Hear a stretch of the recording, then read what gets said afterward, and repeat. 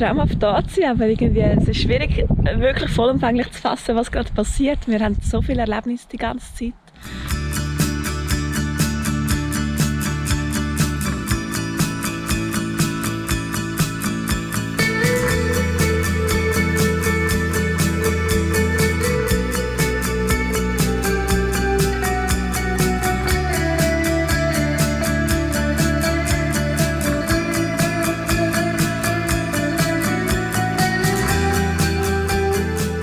Antalya hat 1,2 Millionen Einwohner und wir haben eine gute Woche in dieser geschichtsträchtigen Stadt am Mittelmeer verbracht. Wir sind durch das Altstadtviertel Kalaitschy geschlendert, das noch wunderschöne osmanische Häuser hat mit so Holzerker, schöne Parkanlagen und einen alten Hafen.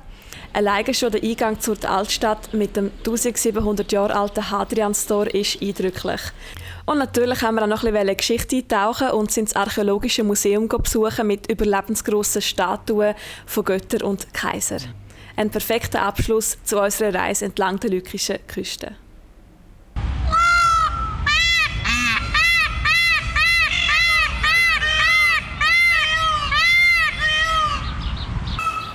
Wiggle, wiggle, wiggle. Wiggle, wiggle, wiggle. Wiggle, wiggle, wiggle. Just a little bit.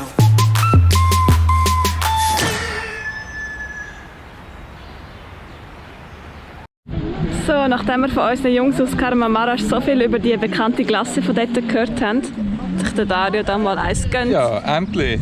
Es ist genug warm und ich habe genug Lust gehabt. Und schmeckt's? Ja, ist fein, ja, sehr. Beste Dondurma von der Türkei. Genau. Ich weiss nicht, ob das ist, aber... Und für mich gibt es einen Kaffee. Und wir haben jetzt gerade an unserem Video gearbeitet, in der Unterkunft hier in Antalya, und jetzt gefunden, wir wollen ein bisschen rausgehen. Und gerade ein paar Meter weg von der Unterkunft sind wir hier am Meer. Ja, mega schöne Stimmung.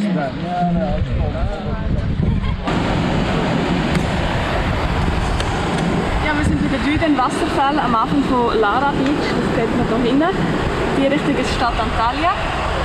Wir sind jetzt ein paar Kilometer mit dem Velo rausgefahren. Und der Fluss kommt vom Taurusgebirge oben runter. Also von da hinten. In die Richtung, wo wir dann nächste Woche reisen mit dem Velo. Bir kuş kalsabdı parmağıma, ağlardım bir başıma. Sevdadandı, sevdadandı, sevdadandır dedi annem aldırma, aldırma gel yanıma. Sevdadandır dedi annem aldırma, aldırma gel yanıma. Çok teşekkür ederim. Guten Morgen aus Antalya. Jetzt nach einer Woche Aufenthalt geht es für uns weiter. Heute gehen wir Richtung Geigbayeri, das ist in den Bergen oben, und treffen dort andere Fahrradreisende. Dario and Lisa, thank you so much for coming here. It was very nice and it was a pleasure for us to know you. We will follow you on your YouTube and Instagram. Thank you so much again. Good luck on the roads. Be careful and don't get COVID. And come back later. We will. Teşekkür. Bye bye. Goodbye. Bye bye.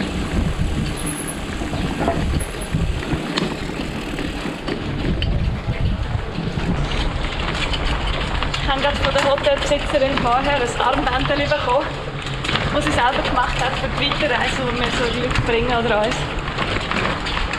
So nett. Ja, und sie hat sich mega entschuldigt, dass sie für mich nichts gefunden hat. So herzig. Wir haben uns jetzt ein bisschen über 400 Meter hochgekämpft von Antalya hier in die Berge rauf und sind kurz vor unserem Ziel. Ja, unser Ziel ist, wie heisst es schon wieder dort? Kespans Camping. Ja. In Dorf Geerbayeri. Ein Klettermekka. Ja, und eigentlich ohne das zu wissen, haben wir gerade hier den Startpunkt vom Lykischen Wanderweg verwünscht. Anscheinend fängt der Lykische Wanderweg nämlich genau hier an dieser Stelle an. Moment, das nicht einmal gewusst.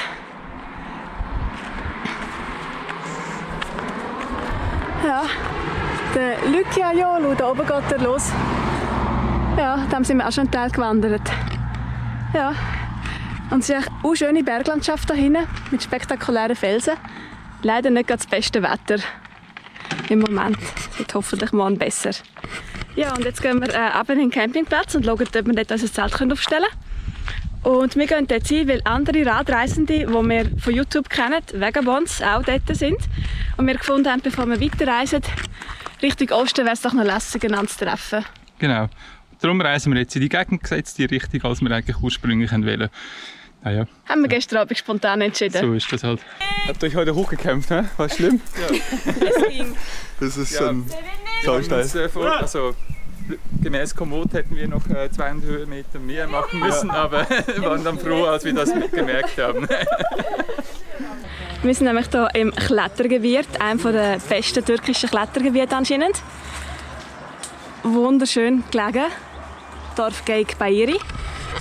Nun ist es so, dass wir eigentlich überhaupt keine Kletterer sind, der Dario und ich. Aber wir sind gestern hier im Kespans Camping angekommen und haben hier die Melli und den Dani von Vagabonds getroffen. 2 andere YouTuber, die schon ganz viele Videos draussen haben. Also könnt gerne mal schauen, Vagabonds. Und sie haben uns heute mitgenommen zum Klettern. Und mega nett, wir konnten Sachen auslehnen. Für mich war es das 2. oder 3. Mal und für den Dario das 1. Mal. Feinen Partikel in das Seil reiben und die machen dann deine. Schauen wir auf hier. Da kommen wieder die besseren Kletterer, unsere Vorbilder. Das zu den anderen haben wir auch. Hi! Ja, aber der Sonnenwand würde es gleich aufgeben.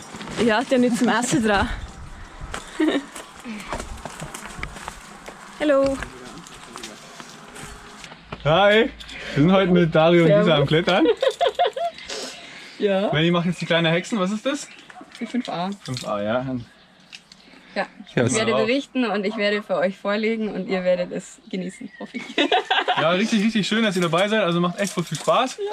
Und das Wetter ist auch echt ideal. Richtig geil.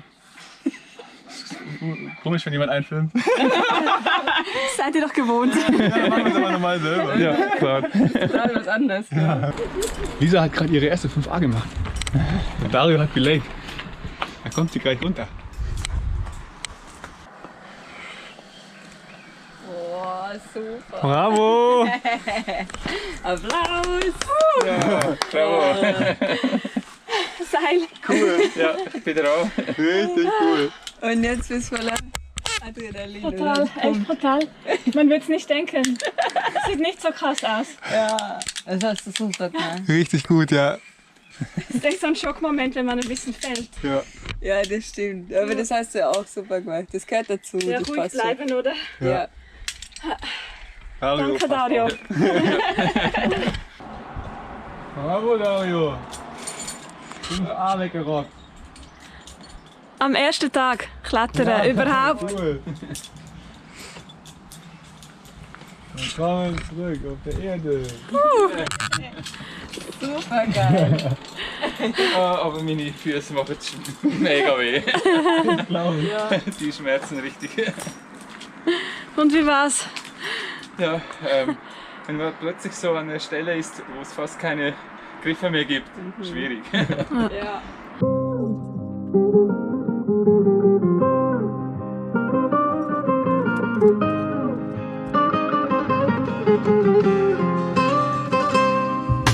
Kimileri kaldı, kimileri geçti. Boşa didindi, yanlışı doğrusu bak. Konuşuyor hala. Sana bana kalmaz, her şey fani. Herkese tonla, bize ise koklatıyor şu yalan dünya. Dönüp dönüp duruyorum etrafında. Görmüyor musun, aklım kaçıyor, bir bak. Biliyorsun, sorma. Genießt jeden Moment. Genießt die Freiheit, genießt die Reiseleidenschaft, den Leuten, denen ihr unterwegs begegnet. Nehmt alles, wie es kommt. War super schön mit euch, es hat super viel Spaß gemacht.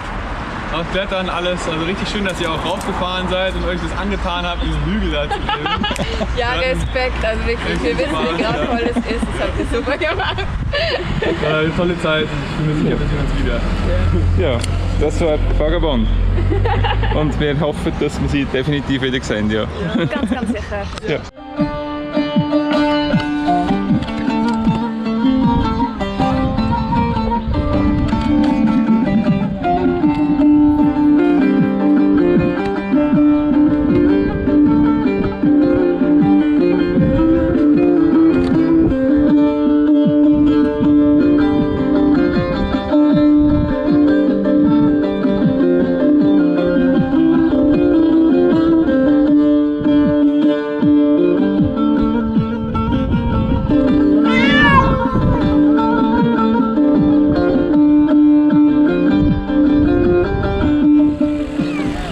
Ja, da kommen wir jetzt in die Hotelblöcke. Jetzt wird es richtig, richtig schön. Ja, das ist die andere Seite vom Tourismus in der Türkei. Die uns ein bisschen fremder ist. Ja.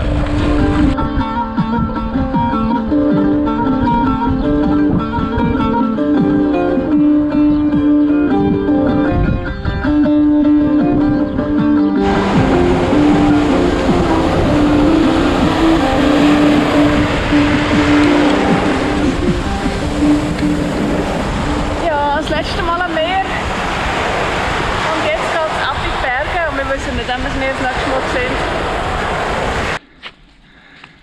Ja, wie ihr seht, sind wir das Velo ein bisschen durch den Sand am Stossen. Wir haben hier noch mal ein bisschen ans Meer runter. Der einzige Ort, wo es ein bisschen Natur hat am Meer. Probieren hier einen Platz zum Übernachten zu finden. Ich meine, traumhaft wäre es hier, oder? Mit diesen Pinienwäldern. Ja, wir haben uns entschieden, es ist doch zu früh, um am Meer Tschüss zu sagen. Machen wir morgen am Morgen. Genau. Ja, wir sind jetzt am Meer vorne, aber es ist nicht ganz so, wie wir uns das vorgestellt haben. Leider nicht. Es hat hier überall Häuser, so ganz einfache, aus Holz, die gebaut werden. Dort hinten hat es auch noch einen Supermarkt. Es ist voll von denen und die Leute leben hier drinnen. Hier drinnen lebt eine Familie in diesem Haus. Und ja, ich weiss nicht, was es da ist. Also, es ist wie so eine informelle Wohnsiedlung. Aber direkt am Strand. Ja, zwischen den riesigen Hotelanlagen, die links und rechts sind. Echt traumhafte Wohnlage. Völlig, aber ja. Ja, dass mit dem Meer nichts war, haben wir uns jetzt entschieden, hier zu übernachten. Ist ja auch schön hier in diesem Wald mit Dünen drunter.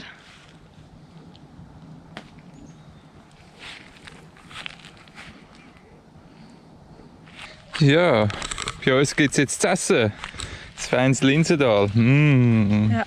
Mm. Das ist unsere Weihnachtsnacht. Yum, yum, yum, yum, yum. Das ist mega fein.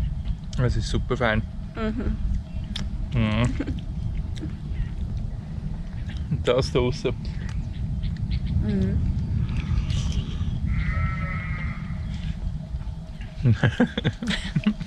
Mit Hintergrundgeräusch. Ich weiß nicht, ob ihr das gehört, ich glaube es nicht. Das Kinoprogramm.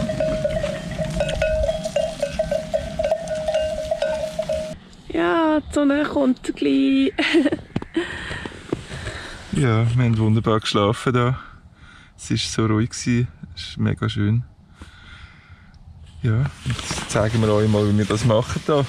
Schon unsere beiden Schlafsäcke haben wir gekoppelt und nutzen sie einfach als eine grosse Decke und legen die in unserem Seidenschlafsack hinein. Genau, und unser Kopfkissen ist hier eingepackt in den Schlafsack. Und Ja. unsere Mäntel haben wir auch gekoppelt, dass sie nicht voneinander wegrutschen. Ja. So schlafen wir hier im Zelt. Heissen wir die Hause. Jetzt zeige ich euch mal, wo wir hier genau geschlafen haben. Ja, das Zelt draussen ist ein bisschen nass. Und schaut rum, es ist so ein schöner Platz hier. Wer mit hier wartet, bis die Sonne das Zelt erreicht, um es zu trocknen, sind wir hier hinten gemütlich am Zmörgeln. Lisa hat sich jetzt einen Kaffee gemacht. Und jetzt gibt es ein bisschen Brot, Käse, vielleicht sogar noch ein Müsli mit Milch. Yak, yanıyorsa söndürme. Alev alsın öldürme. Kimi kimlere kırdırıyor hayat. Bırak, içiyorsak bir sebebi var. Kışa döndüm geçti bahar. Ja, wir sind hier in Aspendos, am besterhaltensten Theater. Von der Antike. Gebaut worden von den Römern. Genau. Und zwischenzeitlich auch mal genutzt worden als Sommerresidenz unter den Seldschuken. Ja, so etwas haben wir noch nie gesehen, auch mit den ganzen Verzierungen, die es hat. Ja, es ist wirklich noch ein sehr guter Weg.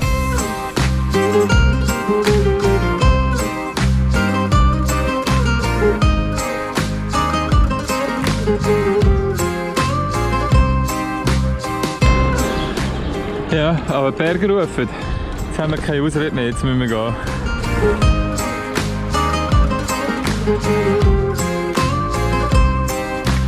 Yürüyorum aklım bir karış. Sarhoş havada bir türkü tutturdum geceden sabaha. Başıboş sokaklarda düşüyorum, kaldırsan mı biraz da? Duy beni artık, ölüyorum anlasana. Bakıyorsun hala. Yak, yanıyorsa söndürme. Alev alsın öldürme. Kimi kimlere kırdırıyor hayat. Ja, wir haben unseren Zeltplatz gefunden. Sind da jetzt wieder am Köprelütschei, dem Fluss, wie ihr hier unten seht. Wir haben hier ein mega schönes Plätzchen da. Da hinten oben ist zwar gerade die Straße, aber ich glaube, wir sind hier relativ gut abgeschirmt. Ja, wie ihr seht, haben wir uns gleich noch mal ein bisschen umdisloziert. Wir haben hier ein paar Meter weiter unten, gerade direkt am Fluss, auch noch einen schönen Platz gefunden. Ja, Essenszeit. An unserem absoluten Luxus-Campingplatz mit Flusssicht haben wir den Vorteil, dass es sogar schon 2 Tischchen da hat. Super zum Vorbereiten. Es hat schon Gurkensalat mit Zwiebeln und Käse gegeben als Vorspeise. Genau. Und jetzt gibt es Teriyaki, Sojasauce, Gemüse mit Reis.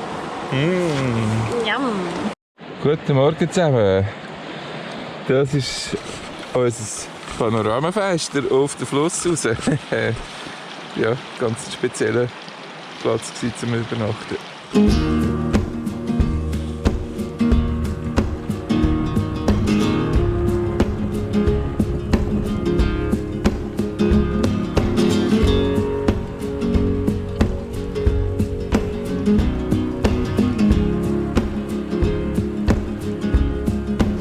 Es hat uns hier so gut gefallen, dass wir spontan entschieden haben, hier zu bleiben. Das, obwohl wir erst 17 Kilometer gefahren sind an diesem Tag. Es war so warm, dass es uns magisch aufs Wasser gezogen hat. So few cares and never so unprepared. My eyes still not made of. Achtung.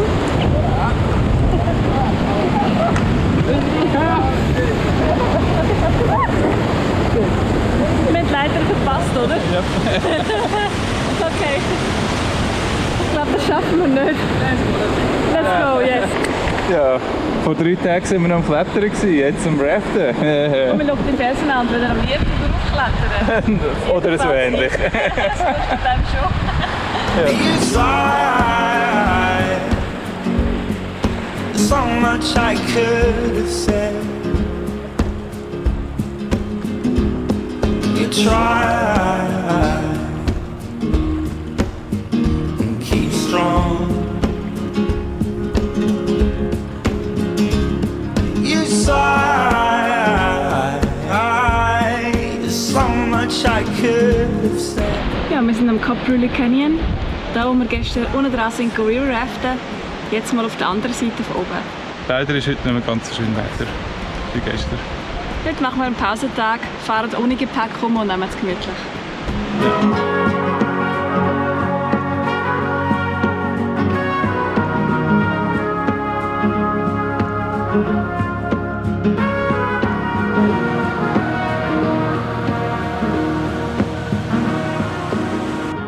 Guten Morgen. Guten Morgen. Ja, jetzt geht's los. Geht ab die Berge, ab rauf. Zum Glück bei angenehmen Temperaturen, der Himmel ist ein bisschen bewölkt, es ist nicht ganz so heiß. Ja. Und was vor uns liegt, sehen wir hier. You sigh, so much I could have said. Don't cry all day long. You sigh, so much I could have said. Wir sind angekommen für heute. Kurz nach Yeşilba haben wir einen Zeltplatz gefunden mit Aussicht.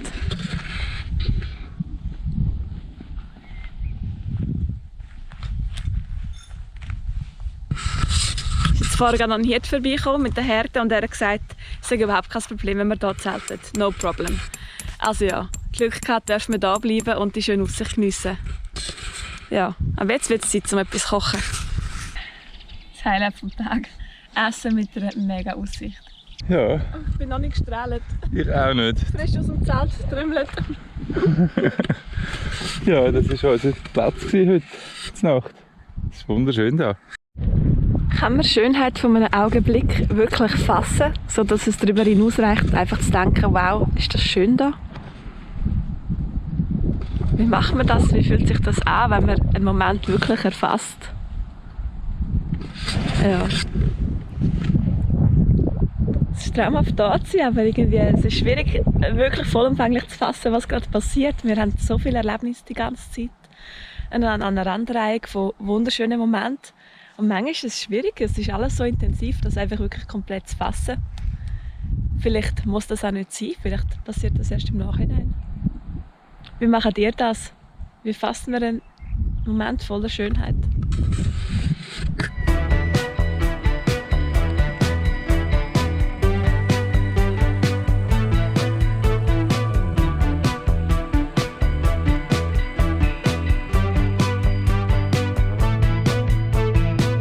Saddle up on your horse, get ready to go.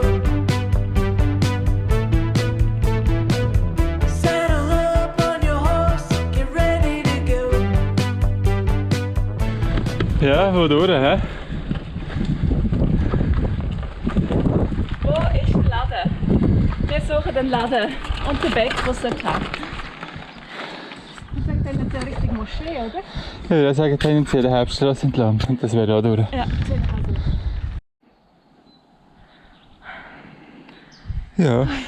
Schildkröte-Rettungsmission, die zweite. Das mal ein Baby-Schildkrötchen. Ich habe im letzten Moment gesehen, normalerweise sind die auch überfahren. So munzig, ganz, ganz leicht. Ja, ja dann ist es Gras. Mhm. Es ist ganz warm. Ja, wir haben in dem Dorf vorher leider kein Brot und Käse gefunden. Wir essen gerne Brot und Käse zum Mittag. Dafür haben wir hier einen schönen Platz gefunden. Und für so Notfälle, wenn wir kein Brot und Käse finden, haben wir so Fertigsuppe gekauft. Quick Curry Nudelsuppe.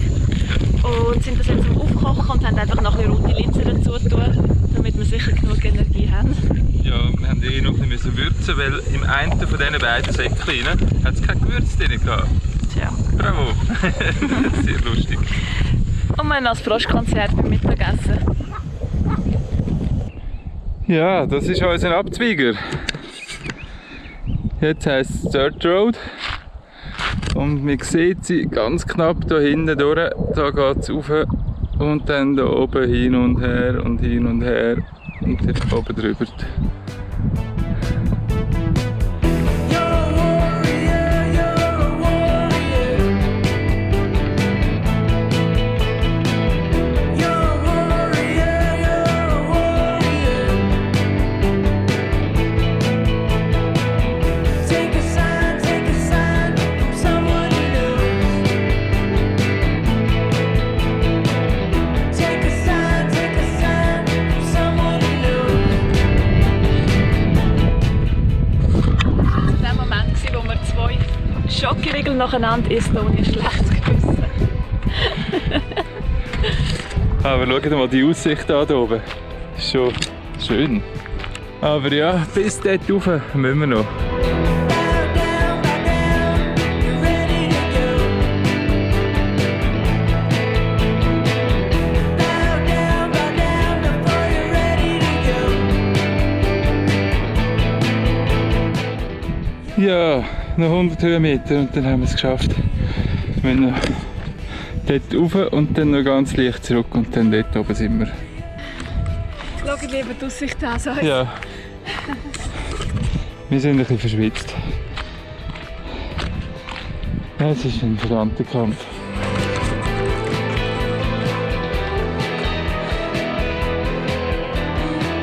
Yeah, wir sind oben! Oder besser beziehungsweise Lisa kommt da hinten. Sie ist auch gerade oben. Wir haben über 3,5 Stunden gebraucht, um von dort unten hier rauf zu fahren. Jetzt heisst es auch noch runterrollen, Platz über Nacht finden. Im liebsten neben einem Brunnen, um dort noch kurz den Kopf waschen, essen, schlafen.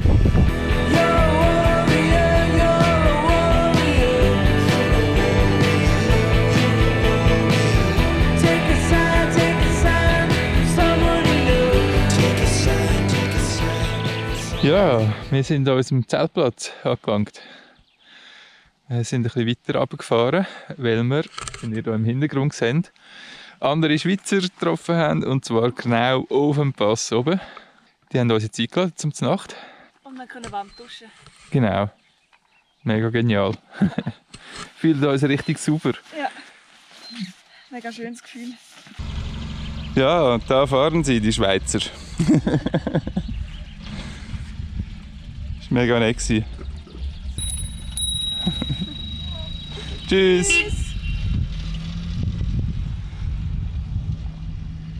Ja, mega toll gewesen. Sie gehen jetzt auch weiter nach Kappadokien. Und dann aber eventuell, sie können jetzt das Jahr reisen bis im Januar 2022. Dann gehen sie eventuell noch, verschiffen das Auto Richtung Amerika und machen dort weiter. Ja, halt wegen dem üblichen, weil die Grenzen nach Georgien zu sind. Genau, die üblichen Corona-Einschränkungen. Ja.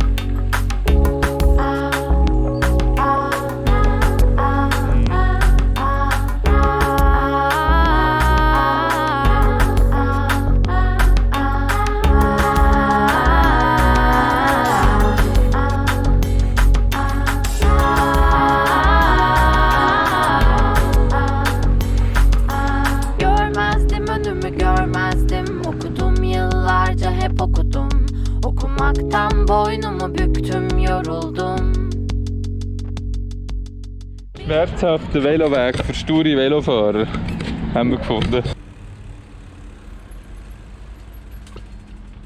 Das ist unsere tägliche Morgenroutine, wenn wir am Campen sind. Zelt abbauen, die Sackkosten packen und das Velo beladen. Es geht dann gut 2,5 Stunden vom Aufwachen mit zum Mörgeln, alles trocknen lassen, alles zusammenpacken, alles waschen. Genau.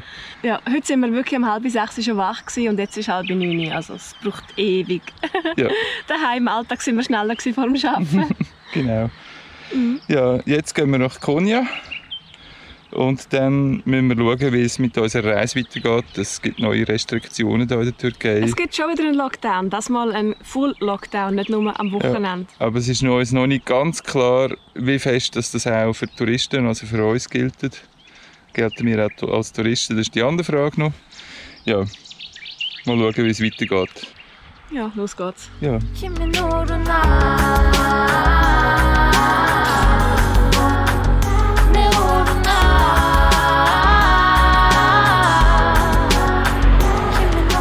Ja, wir sind vorher gerade hier oben auf dieser Autobahnbrücke, oder ja, der doppelspurigen Hauptstraße gefahren.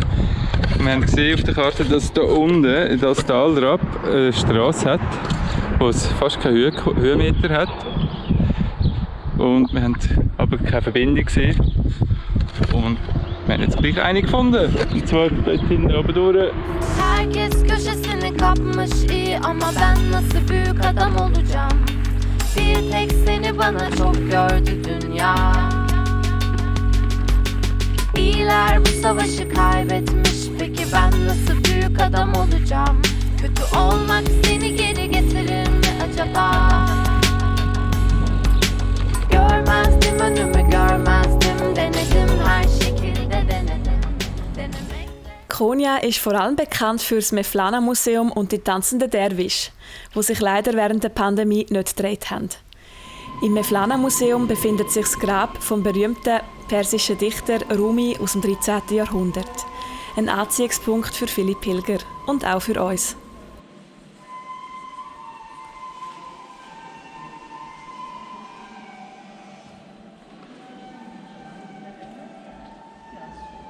Während wir durch den Basar streifen, merken wir, Konya ist einiges konservativer als die anderen türkischen Städte, die wir bisher besucht haben.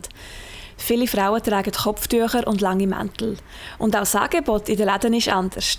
So findet man während dem Ramadan überall Datteln, Nüsse und Alkohol bekommt man natürlich gar nicht. Wir sind im Dattelladen, wo es vor allem Datteln hat. Ja, jetzt ist die Frage, welche sind die besten? Ja, Qual der Wahl. Auf dem Weg nach Kappadokien kommen wir an der grössten Karawanserei von Türkei vorbei und realisieren, wir sind auf der Seidenstraße.